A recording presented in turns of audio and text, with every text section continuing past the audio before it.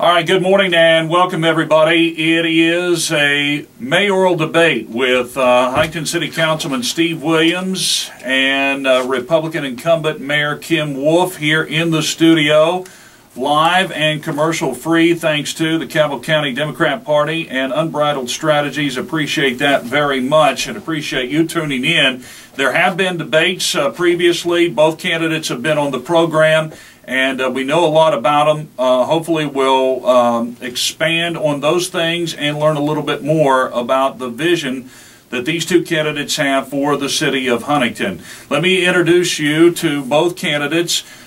City Councilman Steve Williams is the Finance Director for City Council. He is the Democrat challenger and Finance Chairman, I should have said, and a former legislator and also a former city manager of Huntington. Steve, good morning and welcome. Good morning, Tom. Thanks for having us. I appreciate you coming in. I know you guys have worked hard on the campaign trail. You've been involved in other debates, and we still have a week to go, so we want to inform folks the best we can so they can make an informed, intelligent decision, and we appreciate 26-year veteran of the Huntington Police Force, former Cabell County Sheriff, and Mayor of Huntington, Republican Kim Wolf. Thank you, sir, for coming in. Tom, I briefly apologize for my address. You said you seemed to time. We've been out with the street department this morning. We're a bit short-handed, so as soon as we leave here, I appreciate it. You know, this is the one and only time you've ever been in here, and we've used video, and it's the one and only time you've ever come in without a tie. So I understand. In orange. He actually has been. Well, I do have my Clinton micro. I got my, my Huntington Hammer. Wow, Don't hurt that's Hammer. amazing. The blaze orange. I appreciate you coming in, no matter how you're dressed. I know this is an unusual morning with the street conditions and the snow and so forth, and we appreciate you both taking time out of your busy days. Let's talk about some items that I think we all know that you two agree on, and really throughout the 3.5+ years that you have been in city government with this term, it seems like there have been a lot of agreements. First off, the occupation tax. The desire was to have an occupation tax of 1%. There was a headline, Steve Williams, in the HuntingtonNews.net that said that Huntington Finance Chair sees occupation tax first step in more conducive environment for business. Obviously, you and Mayor Wolf agree on this issue. Well, we agreed when we were putting it together. Frankly, I think we've parted company since then, simply because I don't believe that the occupation tax really is something that that we should pursue for this very simple point. There's not a single member of our local legislative delegation that supports it, and my concern is that home rule continue and be reauthorized in 2013. The sense that I have is that the legislative delegation, if this continues to be pursued, one of two things will happen. Occupation tax will either take everything down with it, or there will be some specific language that would be placed in the legislation that would prohibit us from doing that. And frankly, I think discretion needs to be the better part of valor. I did work with the mayor on it, and I felt it was an appropriate policy to put in place. But what I was trying to do was also to try to use the tax reform package to start reducing B&O taxes, and that's why I introduced the part of the tax reform package to start reducing B&O taxes, eliminating it on manufacturing, cutting it in half on service, and cutting it in half on retail businesses.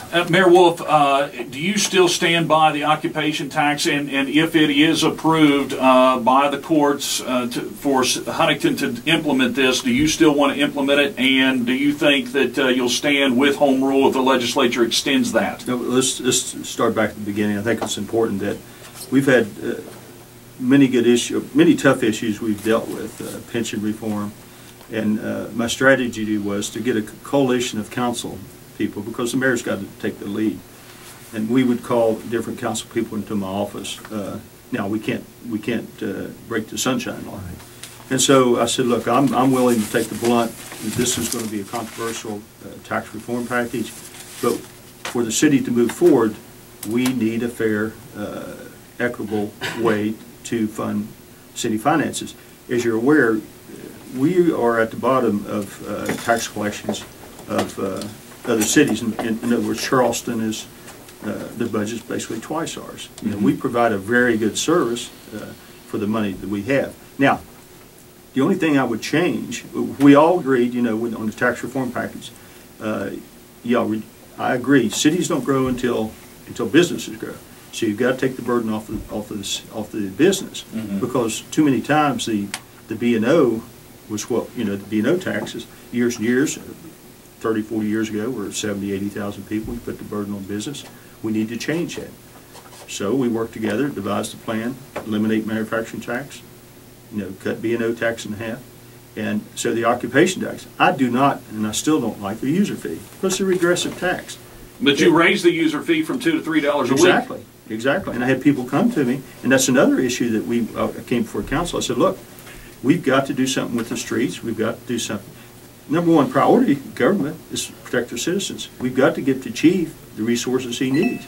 So we did raise that dollar fee. It goes into police and the streets. And I had people come back to me later and said, Mayor, she said, look, we saw the results of that. You should have asked us for $2 instead of $1. What gets tied up, I think, in taxes is they look at Washington and your taxes are, you know, not spent correctly, or, you know. And so going back to the occupation tax. So, yeah, we went forward with the occupation tax. The one thing I would change with that is I think it should go up for a vote. Because, in essence, when people came to the open sessions in council, 95% of the people there don't even live in the city. That's because it affects everybody, whether they live in the city or not. If they work in the city, exactly. It affects them. So, it's an investment in the city. And the people outside the city would not be able to have a participation vote unless you opened it up to everybody. But there's an inherent inequity in the way the occupation tax had to be created. And the inequity is that if the mayor and I are living right next door to one another, and I work outside of town and he works in town, we're receiving the same services. If I'm working out of town, I wouldn't have to pay the occupation tax. He was working in town, he would have to pay. That's an inherent inequity that is built in it. The point simply being here, Tom, is that we couldn't be the only smart people in the room. Everybody was lined up against us. Our entire legislative delegation, the Cabell County Commission, the Chamber of Commerce, the newspaper, labor unions, major employers. I mean, frankly, that's what I was saying earlier. Discretion has to be the better part of it. I want to get two things straight then. If you're elected mayor, even if the court approves the occupation tax, you won't do it. We will not implement it. Did you vote for the increase in the user fee? On the $2 to $2 to $3, and we rejected the $3 to $5 proposal that the mayor. But you did vote for the $2 to $3. $2 to $3, yes. Okay. Yeah. All right. Now, let me interject something here. Now, the SS Huntington is sailing, and my opponent's taking the John Kerry approach because he was before he was against it. Okay. Now keep in mind that this is very controversial. Now, I think that's the difference between the two of us. You have to take strong stands. Is the user fee fair? No, nobody likes it. We don't have a lot, you know, we don't have a lot to do to raise the revenues. The question is, are the revenues that are raised being spent that are appropriate and show to the citizens they're getting the returns? Yeah. And absolutely on that $1 user fee they are. Now, again, the occupation tax is the change I would make is put it up to the vote of the people, and that's the difference, I think. Okay. No, the difference comes down to this. I've been in the legislature. I know how that process works. I don't have to be shown around up there, and I know if we continue working with the occupation tax, it will start to take everything else that is good in home rule down with it, and it just makes no sense to be pursuing something that others aren't going to be well, part of the legislature we're dealing with a big issue. Part of the legislature was where we got the pension situation, where they passed the alternative fund. Okay, I'm going to talk about the pension system, so if you don't mind, let me hold off on that for a little bit. We're talking about some things that I thought you all agreed on, but I'm seeing some differences in that, and that's good. That's what we want to point out.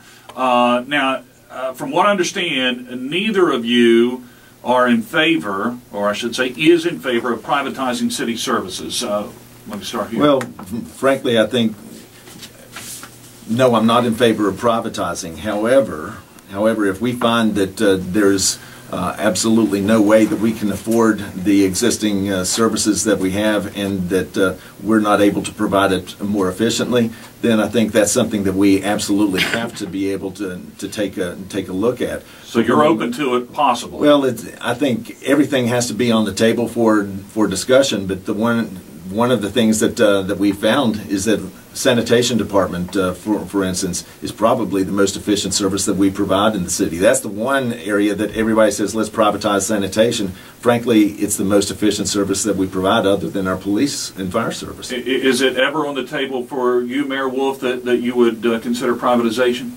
Look, let's talk about three, basically department heads. You have police department, you're not going to privatize police and fire. So we have the street department, which I'm working today, but the sanitation does a very good job. And if the private sector could do a better job than the government sector, I think you have to look at it. But our employees with their sanitation department and street department do a wonderful job, and I think they do as good a job as the private sector. So it wouldn't make sense to privatize something that's going to cost more. You know, we looked at their motor pool, but at our mechanics, but to privatize that was going to cost a tremendous amount more money than what they can do with the mechanics in the street area down there. Okay, both of you agree that all three ballot measures to change the charter should be passed. Is that correct? Yes. Is that correct, Mayor? Absolutely. Okay. All right, so we don't need to go any further on that. And I think both of you agree that we've had improved crime rates in Huntington, Mayor. Absolutely. I mean, it's unbelievable if you look. And again, we'll go back to the beginning when I was elected. I knew we had to get a coalition of council. We have to work together. And too many times in previous administrations, they were pulling apart. The one thing about our administration, and we incorporated what I called a team effort. You know, together everyone achieves more, and we've seen that happen. When you think about almost a 40% reduction in property crime and major crime over a 4-year period, it's unbelievable. And how did that happen? What happened because I encourage council to invest into our police department. You have a good leader, qualified leader there to lead us, and ultimately you see the results of that. All right. Well, crime, certainly crime is reduced, and let's state it for what it is, because of the leadership of Skip Holbrook. What Skip Holbrook has brought in has created a level of excellence, a platinum standard in the police department that other departments need to mimic. Yes, council did support the mayor in its efforts to provide additional funding to the police department. Interestingly enough, when the additional $1 on the user fee was proposed, we actually increased the number of police officers that was being proposed by the administration. So. Yes, we have been supportive, and we have worked together, but in large measure, council has played the lead on so many issues, everything from principally on fiscal policy. All right, and we've been talking about some of the things that the two candidates are similar on. Now, both of you feel, and we'll start with you, Councilman Williams, both of you feel that the city is going in the right direction, though you think it needs to get there faster. Was that fair to say? Yeah, I think it is. And I don't think, as I've said several times, this isn't, in my opinion, a referendum of the last 4 years. Certainly, we all can agree that we are doing better than we were when each of us took office 3.5 years ago. What I'm looking at is the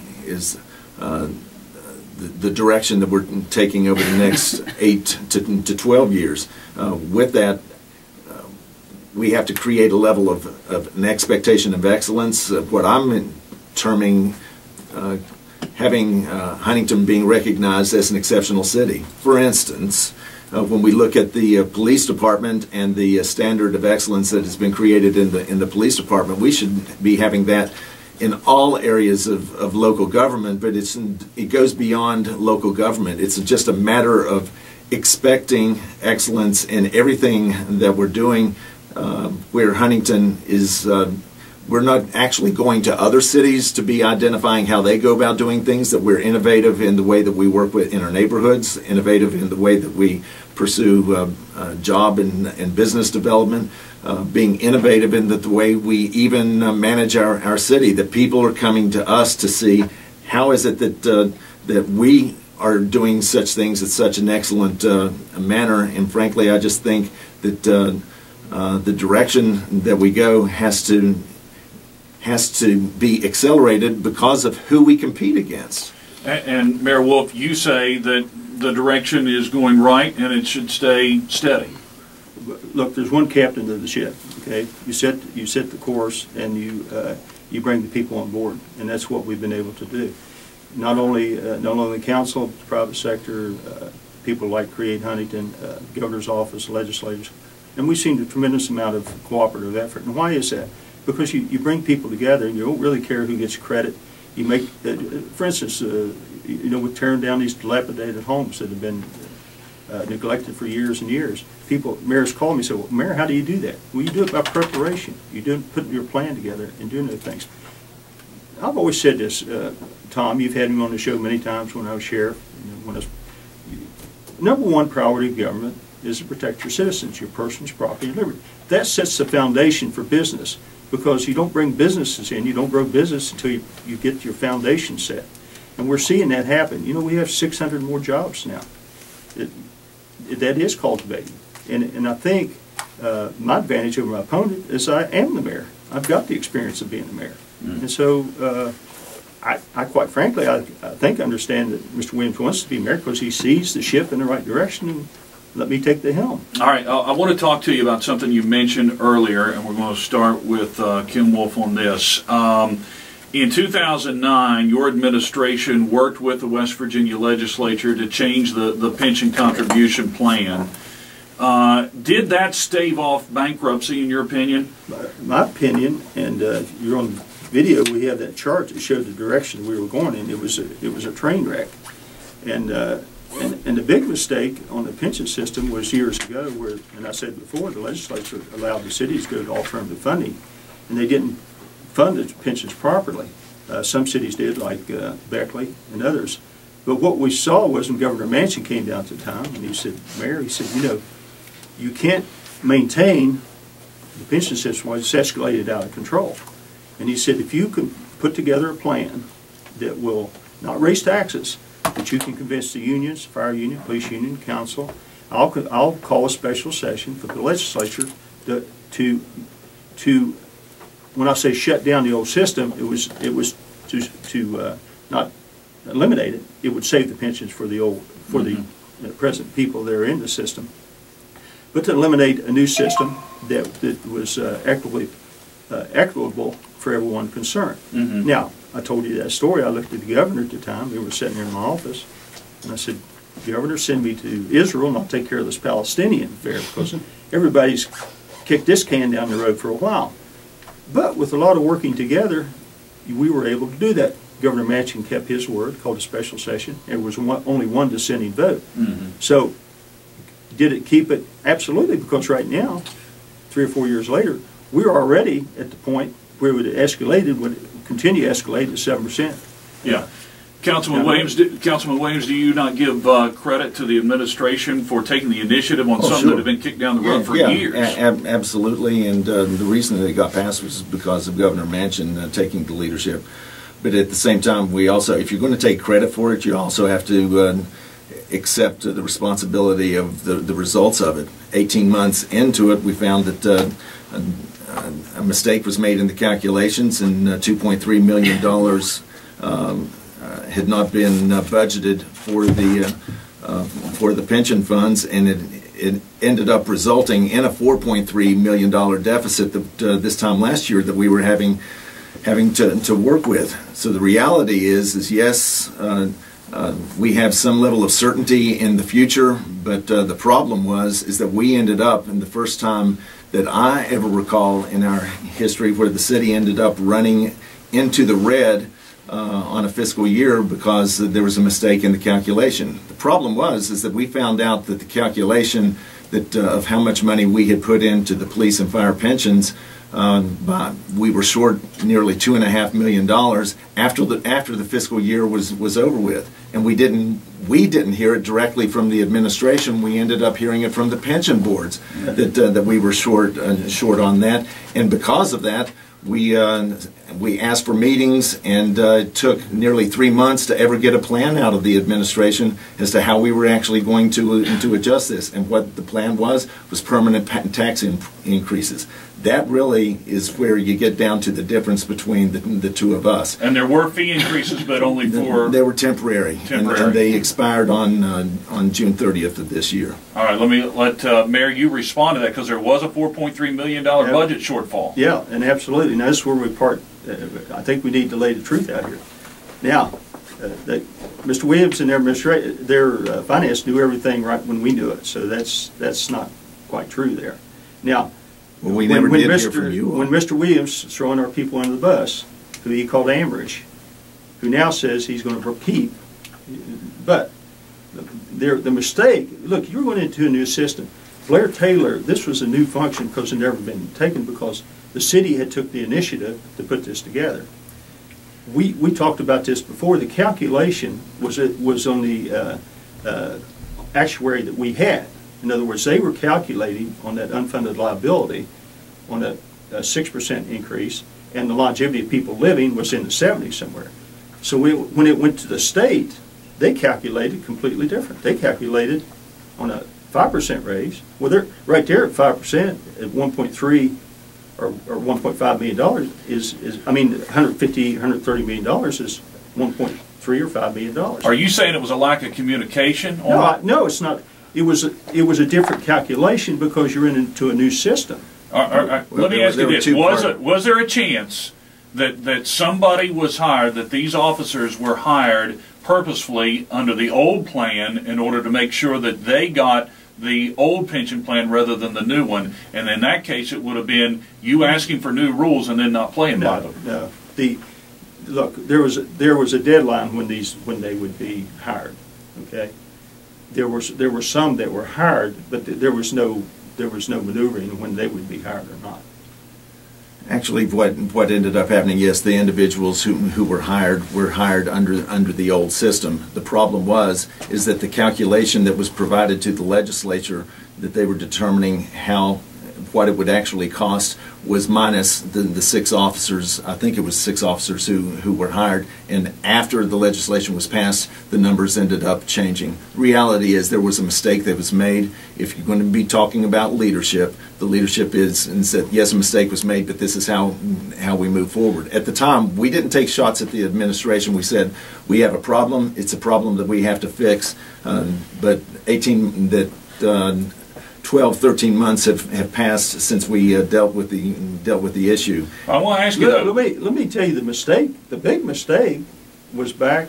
And I don't know where you were in the legislature when you all passed alternative funding or not. I don't know where. Yeah, it was. Did you I probably voted for it, but if you're taking shots at me, then you're taking shots at Senator Manchin, who was the chair of the committee, and you're taking shots at Earl Ray Tomlin, who was the finance committee chair. No, I'm not taking shots at anybody. I didn't know where you voted for or not. I'm just saying the past administrations and allowing them to do that was where the mistakes started. Okay. We're cleaning up what was. I understand that, but somebody made a mistake here in this calculation to the contribution plan when these officers were hired at this time, around this time last year, and it ended up in $4.3 million budget shortfall. And at that time, I gathered from council, and whether it was you, Mr. Williams, or somebody else, I gathered from council that there was a mistake by a department head, and that needed to be dealt with. No department head has lost his or her job for that, and now I understand, which I thought that there were going to be changes there if you were elected. I want to ask you, Councilman Williams, I saw in the paper, you plan on keeping all department heads? I'm going to, nobody will be losing a job once I become mayor January 1st. Including the finance director? The finance director will stay in place. He and I have worked together the last 3.5 years, and I find him to be an honorable and competent person. Do you not think that he was at least partly responsible for that mistake? I think there were a lot of people that were responsible for that mistake, and once again, I think that comes down to the leadership of the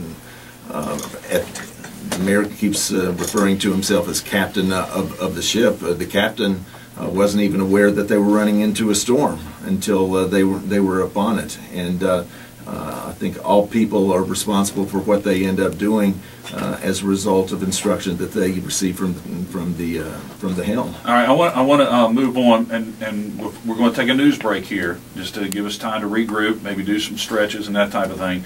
But the FOP endorsed you, Councilman Williams. Why did they endorse you? Were they promised a raise or anything like that? Of course not. I haven't promised anybody raises.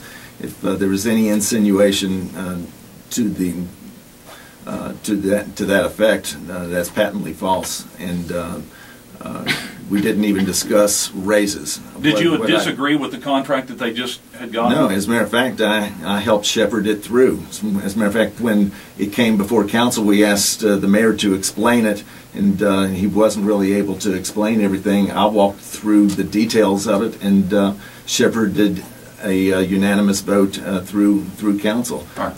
Let me let the mayor respond to that, because you did not get the endorsement that you got 4 years ago from the FOP. That's correct. And let's back up a minute. When I ran for mayor, I had numerous city leaders, prominent city leaders.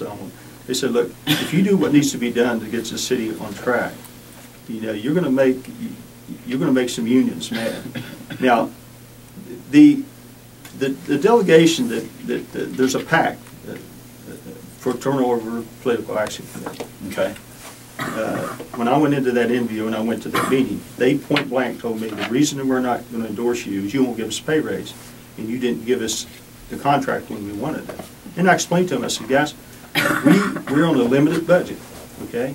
I've worked under this contract as well as we can. We did pass that contract. Now, Mr. Williams is saying I wasn't aware. Yes, I was aware of the contract. I've been a policeman, all right? I've worked on contracts. I was president of the FOP. So it's not that I didn't know. I'm very aware of it. But I was taking tough decisions, because when they said, we're not going to vote for you because you won't give us a pay raise, yeah, and you're going to sign a contract, I said, guys, I'm going to do the right thing. That's where I know you're about to go to a break, but understand, it's not just the FOP that hasn't endorsed him. The firefighters haven't endorsed him. Okay. I'm going to get to all of them. I'm going to get to all Now, of them. keep in mind, this is the same pact that Chamber of Commerce. Hey, this is the same packet through Skip Holbrook out of the lodge. Okay. So, Let me take a break here, and we're going to continue talking about union contracts and that type of thing with our two candidates, Williams versus Wolf, a Huntington mayoral debate, and we appreciate the Cabell County Democratic Party, also Unbridled Strategies, for bringing this to you commercial-free. A quick news break, and then we're back as we continue this morning on the Tom Roten Morning Show. Williams versus Wolf, a Huntington mayoral debate. A week from today is election day. Early voting still going on, and folks in Huntington having to make a decision to stay with Republican incumbent Kim Wolf, or do they want to shift directions? Democrat candidate and finance chairman of City Council Steve Williams. We have both men in the studio here, and we're continuing commercial free on this live debate. We've been talking about union contracts here lately, and we talked about Huntington Police Department mayor having a contract, no pay raise. There's not a contract with the fire department or public works. Is that correct? That's correct. How come? Well, let's go to the fire department. Mr. Williams, and we encouraged that. They asked us to do an outside study, McGrath study, and the McGrath study is made up. They were the most professional group out there, we believe, and they're made up of retired firefighters. And Dr. McGrath, I think, has a PhD in his life, and basically, when they came back to report to council, they said this contract that you have, we need to throw it in the garbage can. And we didn't do that, because I've been living up to the precept as well as I can with the contract that the fire service has. Now, what you have to understand, there's a big difference between the police contract and the fire contract as far as work rules. The wage and benefits are basically the same. And I've gone to the union numerous times and said, look, we're ready to agree on the wage and benefits similar to what the police department has. But the big difference is there's a stack of work rules that takes a lot of the supervisory away from the chief. So we're working through that now, and basically right now we have come to consensus with our fire chief and administration to offer them that contract. Now, I think that's the big difference. The difference is on ASME, the only thing I think that they were concerned about, and I took a conservative approach that, you know, putting people in place has to go with merit, not seniority. Too many years down the road, they had just been placed themselves in position because of their seniority. I said, we have to change that. Seniority is important, but merit and job performance is the most important. So would you agree with that, Councilman Williams? The merit is the most... that merit and job performance is more important than seniority? Not necessarily. I think there is certainly a value to seniority. You have individuals who have been on the employment roll with the city for over 20 years, and then all of a sudden a position's being eliminated and they have nowhere to go. No bumping rights or anything along those lines. Certainly merit is important, but you also have to, I believe, be able to take into account and give individuals well, if you have an employee who's been there 20 years and they're really not that good. Well, they shouldn't. They have to meet qualifications for a position, absolutely. Well, they're qualified, but they don't perform. Well, that's a management responsibility to make sure that you're getting people to perform. One of the things I've said is that accountability has to start at the top. You got to hold supervisors accountable. And when I start seeing some of the workers start to smile and say, "But understand, is it all flows downhill too? Is that if you're holding supervisors accountable, they're going to be holding you accountable as well." But I do believe that you need to reward people for being on the job for a period of time. You've said, speaking of the fire department and leadership, that we have a management and leadership problem. You've talked about absolutely. A crisis of leadership in that department. There has been. Going back to Chief Moore, do you still think we have that problem with the new chief? Well, no, not with Randy. Randy's doing a fine job, and we've been pleased with the direction that we're seeing. But there is a huge morale problem within the fire department, without a doubt. There may be some negotiations ongoing, but I don't think that they've met but twice maybe in the last 3 to 4 months. That doesn't sound to me like an active negotiation process. When I'm looking at the fire department, what we've been able to assure that they have been properly funded this time. We added funded 11 new firefighters, and we're seeking a SAFER grant to hire 5 additional firefighters. But there has not been confidence within the fire department. And principally, it came down to there was a poor hire that I think we all came to realize just didn't work out in Chief Moore. Mayor, according to studies, the median income in Huntington is $28,500, thereabouts, according to the 2009 study. Should public employees be demanding salary and benefit increases when the private sector is continuing to struggle like this? That's basically the reason I didn't get their endorsement. But let me say this, and that's what they told me. And I said, look, guys, we can't continue to put the burden on the public and give you raises. Do they need a cost of living increase? Yes. Do they do a magnificent job, police and fire? Yes. And especially our public works. And I told the unions, I said, guys, our administration and public works employees took a 20% reduction in pay. And I said, but you want me to give you a raise? We can't do that right now. Now we'll get through this, and I want to praise our employees. But at the same time, you know, you've got to be conscious of the exactly what you said. People on fixed income here, and you can't put the burden on them. Let me make sure that I'm clear on one thing. Excuse me for interrupting. There has been no conversation of raises and no of giving raises. As a matter of fact, in talking with them as the finance chair, I've said, listen, we can't afford to be paying raises right now. If the mayor thinks that the reason I got endorsed and he didn't is because people are expecting raises, maybe that's why he didn't get endorsed. I have, in the conversations with Ask Me, FOP, and firefighters, I've talked about the way that we end up growing our budget is by increasing job development, business development, having the economy start to grow, reducing taxes so that businesses find that it's more economical to be able to operate in Huntington than outside the city and that they start to receive services from Huntington that they're not able to receive elsewhere. But no raises have been proposed, no raises have been promised, and to say or indicate otherwise is misleading. I want to talk about the... Well, I want to say, Go I ahead. never insinuated that. I'm just telling what they told me. Okay. Yeah. I want to say this, that, according to U.S. Census figures, Huntington's population has dropped below 50,000, according to the latest 2010 figures. And I know you've talked about Huntington, once again, being the most populous city in West Virginia. Since Marshall became a university in 1961, the population of Huntington has dropped 42%. That's in most of our lifetimes. There's an equity problem here in the number of people that live within this city, but the number of people that work in this city and have these tremendous benefits, it's not correlating with what's going on with the population of the city. And I'm going to ask you first, Councilman Williams, would you be in favor of at least looking at some of the union contract reforms such as have been done in other states like Wisconsin with Governor Scott Walker? What I'm looking at is I don't see myself doing what Scott Walker has done. And I haven't followed too terribly closely what Governor Walker did.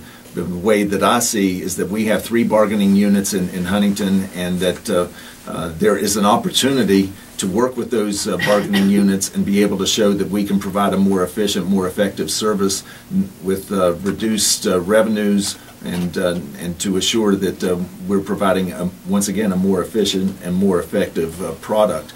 I've been, many have labeled me as a fiscal hawk on City Council, where we've resisted tax increases. We've been making sure that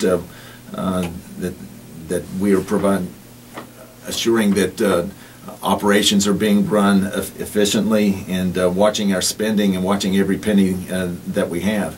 The unions, in my conversations with them, understand that what I'm going to be looking at them is an increased level of accountability, and that we have to provide more for less and more efficiently. Mayor, is it going to take reforms such as they had in Wisconsin and other states? Well, look, you can talk the talk, but there's a difference between talking and walking. So, I've been in the chair, so look. Actually, others are running the city. Ooh. Look, here's what we need to understand. Exactly what you said. The reason we were able to sign the police contract is wage and benefits. The police chief Holbrook runs the police department. Okay, the fire department, down through the years, their contract has continued down through the years. Put more emphasis on the union running the fire department. That was what was brought up with the McGrath study, and they said what has to happen is to put more emphasis on the fire chief running the fire department, and that's what we're working through. ASME contract, those guys and girls down there do a magnificent job. And like I say, they took the 20% pay increase. That's why I'm dressed like I am today. I'm going out and help them because they're short-handed. All right, and for those of you that don't see the video, the mayor is here in a hoodie. But we appreciate the fact that he was able to come in, even though he had this work this morning. I want to move on, if you don't mind, here to some budget issues. Well, let's talk about this. Why do we not have manufacturing coming into Huntington? And what can the mayor do to attract that type of business to the city? We'll start with you, Councilman Williams. What I think we need to do is create policy that actually targets manufacturing. I've indicated that we have different areas within the city where we should target, particularly for manufacturing. We have 2 specific areas. What I would call the West Highlawn area around ACF Industries, and then down in Central City, create what I call development zones. But we need to expand what are called TIF districts, tax increment financing districts, where in essence it freezes the taxes the property taxes in a given area, and any increase in value that starts to occur on the property, the revenues from those taxes actually are fed back into the development of the area. We have a tremendous opportunity with the Flint Pigments property that is across the street from Fifth Avenue Flint Pigments and the ACF property, and partnering with Marshall University and the development of those.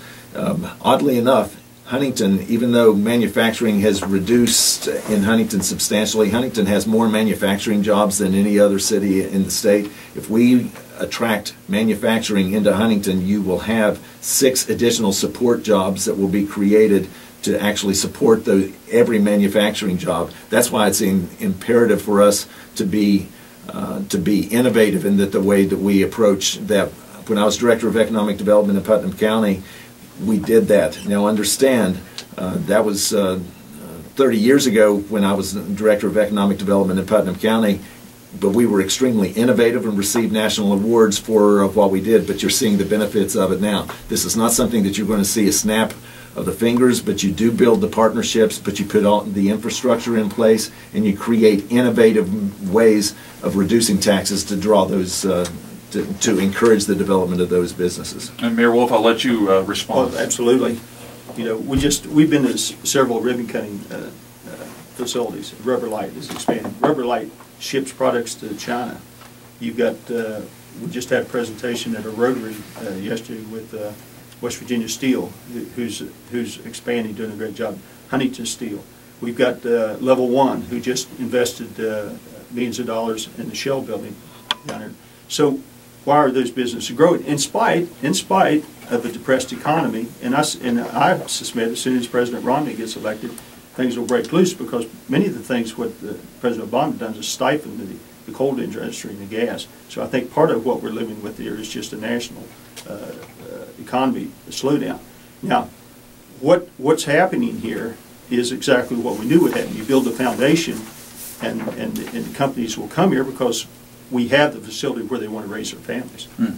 All right, it's interesting that you mentioned Governor Romney, and obviously you support Mitt Romney for president.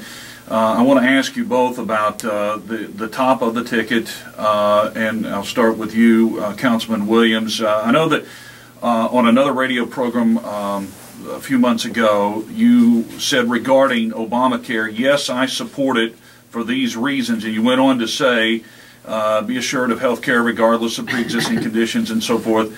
And you also talked about that you're glad that it wasn't reversed by the Supreme Court. So you do support Obamacare. The reason is because very specifically is pre-existing conditions and things of that nature.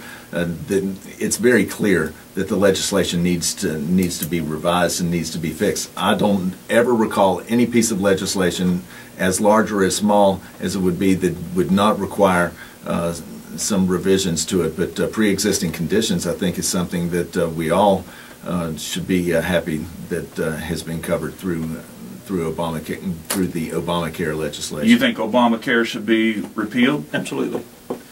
It's not going to happen. You're going to end up, it will be revised, but even if President Romney comes into office, it's the breadth of the legislation will not be repealed itself. There are things that have to be changed in it, but let's get past the rhetoric and look at how these things end up getting done. There need to be some massive changes before anybody to be expecting that in January, if Romney is elected president, that it would be repealed. I think is an indication of a lack of understanding of the process. You, Mayor Wolf, you actually have met with Mitt Romney. You support him. You've actively campaigned for him, I'm guessing? That's correct. And I think we're shifting to some differences here. We have a self-proclaimed progressive, and I'm a self-proclaimed conservative. I think the big difference is what is the purpose of government? You know, is it individuals that private sector, you know, moves forward, or is the nanny state of government?